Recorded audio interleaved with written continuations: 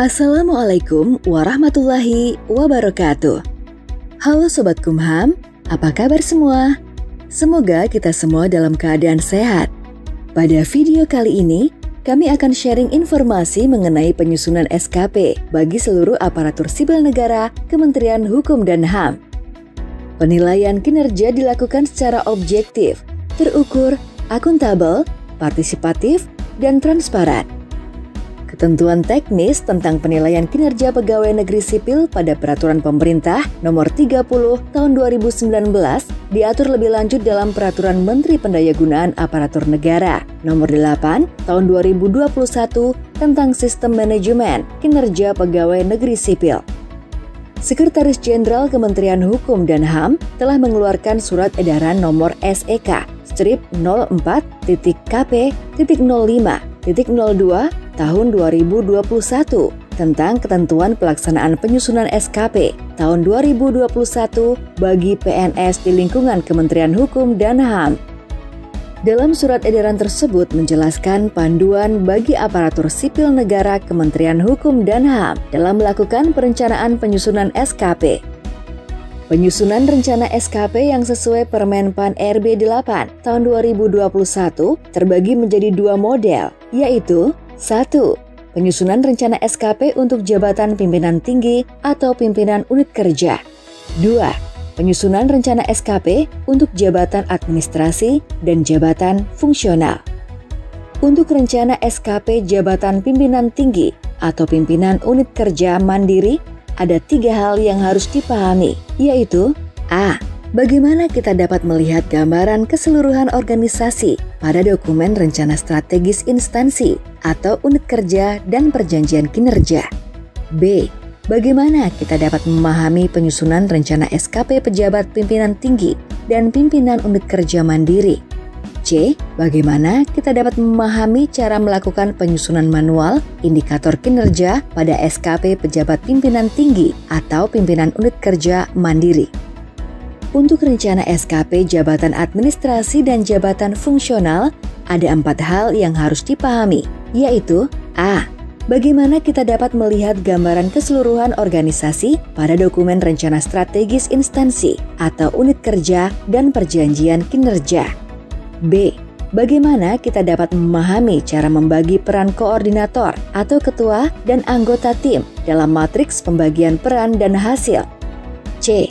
Bagaimana kita dapat menentukan rencana kinerja, aspek indikator, indikator kinerja individu, dan target pada format rencana SKP. D.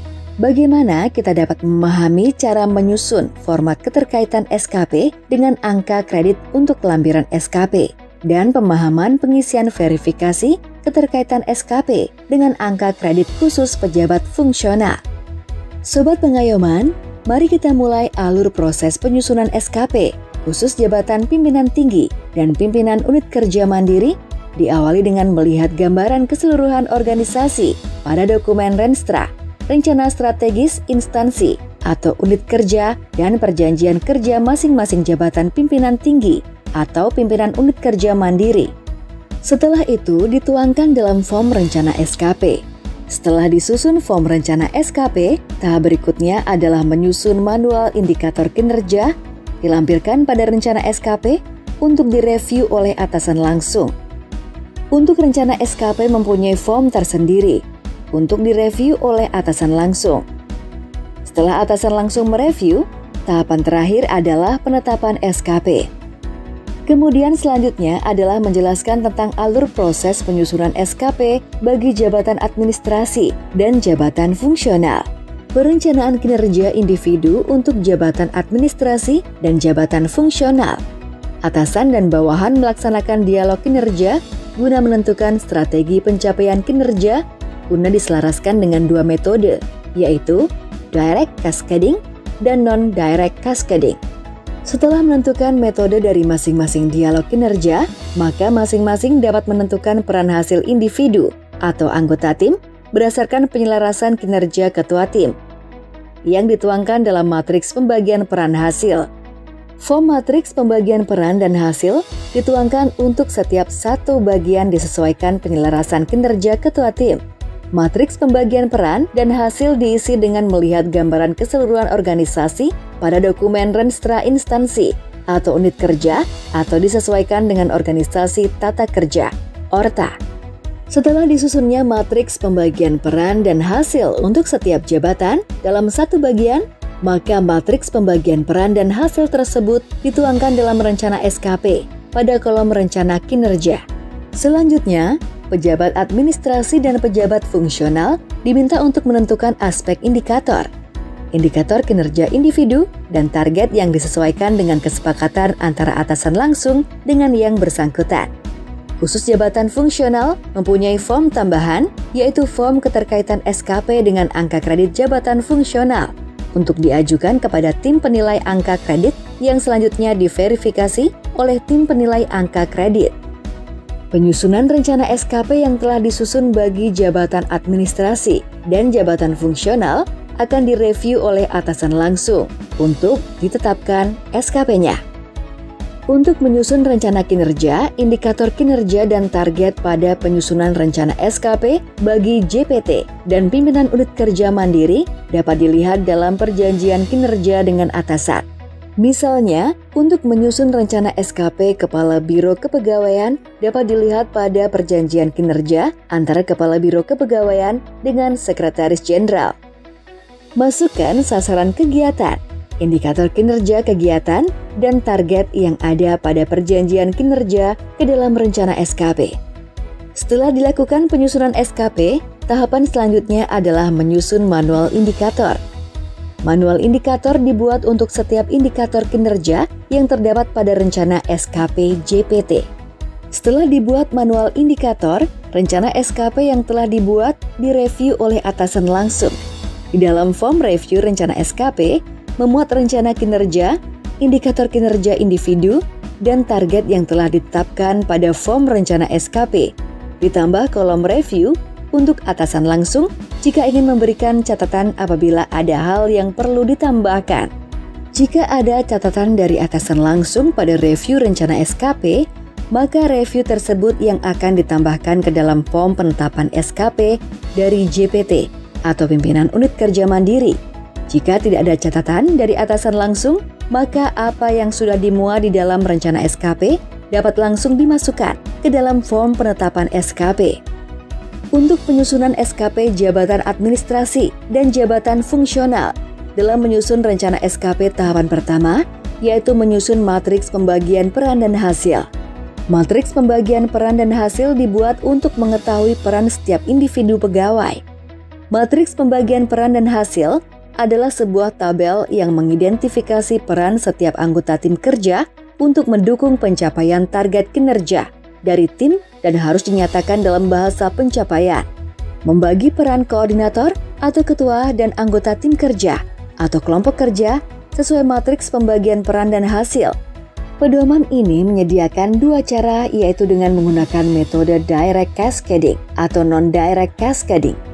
Metode direct cascading atau non-direct cascading ini terlebih dahulu digunakan untuk menentukan peran koordinator atau ketua tim kerja atau kelompok kerja, dan kemudian dilanjutkan untuk menentukan peran setiap individu di dalam tim kerja dalam pencapaian rencana kinerja atasan langsungnya.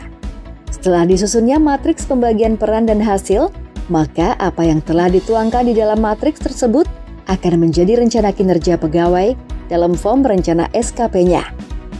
Dalam form rencana SKP terdapat dua jenis kinerja, yaitu kinerja utama dan kinerja tambahan. Kinerja utama terdiri atas strategi untuk merealisasikan rencana kinerja atasan langsung yang tercantum dalam matriks pembagian peran dan hasil, dan direktif atau penugasan dari pimpinan unit kerja untuk mendukung pencapaian sasaran di tingkat unit kerja dan organisasi bagi pejabat administrasi dan pejabat fungsional. Kinerja utama wajib ada dalam SKP pejabat administrasi dan pejabat fungsional. Kinerja tambahan merupakan jenis kinerja yang mendorong pegawai untuk berkontribusi terhadap pencapaian sasaran kinerja unit kerja di luar tugas pokok jabatannya, namun masih sesuai kompetensi atau kapasitas pejabat administrasi dan pejabat fungsional. Kinerja tambahan tidak wajib ada dalam SKP pejabat administrasi dan pejabat fungsional. Jika ada akan diperhitungkan dalam penilaian SKP. Dalam format rencana SKP terdapat kolom aspek indikator dan indikator kinerja individu. Aspek indikator ditentukan untuk mengukur suatu rencana kinerja. Aspek indikator meliputi 1. Kuantitas, 2. Kualitas, 3. Waktu, atau 4. Biaya. Aspek indikator tersebut bersifat opsional. Selanjutnya, untuk menetapkan target pada form rencana SKP, baik untuk jabatan administrasi maupun jabatan fungsional, didasarkan atas kesepakatan setiap pegawai dengan atasan langsungnya. Target harus diisi disesuaikan dengan masing-masing indikator kinerja individu yang telah ditetapkan. Setelah menentukan format rencana SKP, maka rencana SKP tersebut direview oleh atasan langsung. Atasan langsung harus memberi paraf persetujuan dan memberikan catatan perbaikan atas rencana kinerja yang belum memenuhi aspek keselarasan, kesetaraan kualitas, dan rentang kendali, dan perlu diperbaiki oleh pegawai. Berikut adalah contoh form review SKP untuk jabatan administrasi dan jabatan fungsional. Khusus untuk jabatan fungsional, berdasarkan Permenpan RB 8 tahun 2021, ada form tambahan yang harus dibuat, yaitu form keterkaitan SKP dengan jabatan fungsional. Form keterkaitan SKP dengan angka kredit jabatan fungsional kemudian diajukan pejabat fungsional ke tim penilai angka kredit dengan melampirkan rencana SKP yang telah direview oleh atasan langsung. Pada kolom butir kegiatan yang terkait dalam lajur 3, merupakan butir kegiatan yang terkait dengan kinerja yang dilakukan oleh pegawai berdasarkan pada kolom rencana kinerja. Pada lajur 4, output butir kegiatan merupakan satuan masing-masing daripada butir kegiatan. Setelah diisi form keterkaitan SKP dengan angka kredit jabatan fungsional, tahap selanjutnya adalah tim penilai angka kredit melakukan verifikasi format keterkaitan SKP dengan angka kredit jabatan fungsional. Verifikasi dilakukan dengan memeriksa keterkaitan substansi rencana kinerja utama dengan tugas pokok jabatan fungsional yang dijabarkan dalam butir kegiatan. Hasil verifikasi tim penilai angka kredit disampaikan kembali kepada pejabat fungsional. Tahap terakhir dalam penyusunan SKP adalah penetapan SKP. Demikian Sobat Pengayoman, langkah-langkah penyusunan rencana SKP bagi pejabat pimpinan tinggi, pejabat administrasi, serta pejabat fungsional di Kementerian Hukum dan HAM. Semoga dapat membantu Sobat Pengayoman dalam menyusun rencana SKP yang disesuaikan dengan Permenpan RB nomor 8 tahun 2021. Wassalamualaikum warahmatullahi wabarakatuh.